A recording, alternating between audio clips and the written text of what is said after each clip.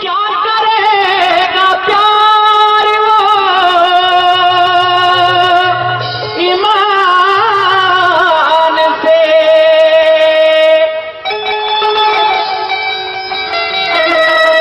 क्या करेगा प्यार वो भगवान से,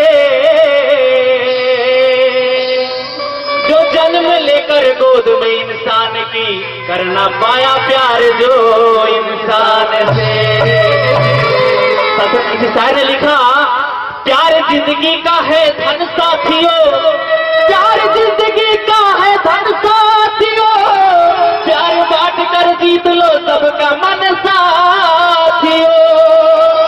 और नफरत ने मारा है सारे जहां को, प्यार के रंग में रंग दो वतन साथियों। तो साथियों, आज सदगुरु माता जी अमन चैन शांति कायम कर रही है।